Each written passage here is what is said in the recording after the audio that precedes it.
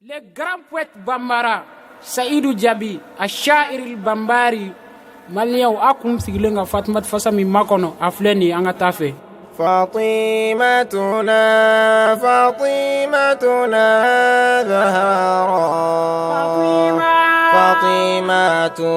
تغني موياي مصوباي فاطمة زهراء لكودي أو لما يمغلا na yausindo kokola obetaganye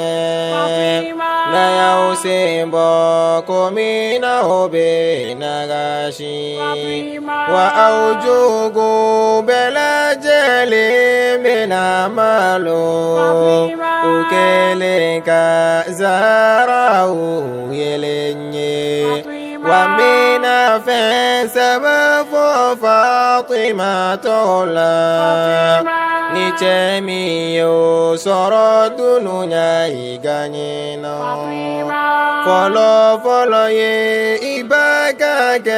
فاطمة نمو سورو إموسوغك فاطمة نمو سورو إجيد فاطمة لا ندو يوك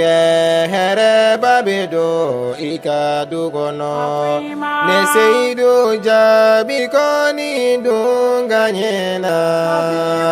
نبا موسو تغوي فاطمة وندي موسو فنبنك فاطمة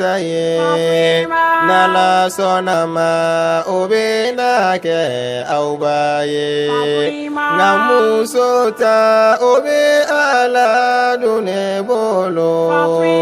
أكراتو كتو لا ندونغانينا mbena mufambali machaubaye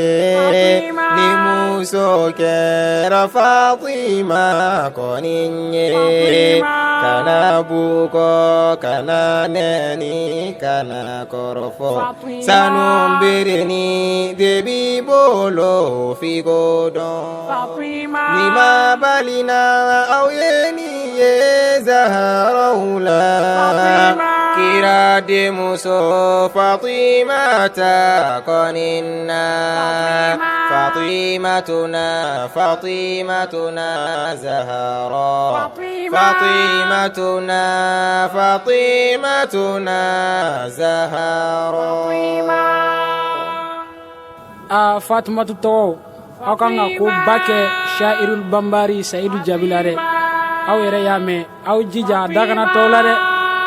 n bɛ foli se n kanubagaw bɛɛ lajɛlen ma mali kɔnɔ ani mali kɔ kan diɲɛ fanta n'a nani bɛɛ lajɛlen na khasatan fatumatu tɔgɔw ani n yɛrɛ ka ladibaga n'o de ye madi baraji ani tilmizu li shairil bambari dawud gindo fatumata kamara fo saudiya la an bɛ bɛɛ lajɛlen fo u tɔgɔ an'u jamu na ani maa min bɛ ka sira d'a ma groupe islamique danaya ani groupe le grand poète Bambara Saïdou Diaby, Achair Bambari,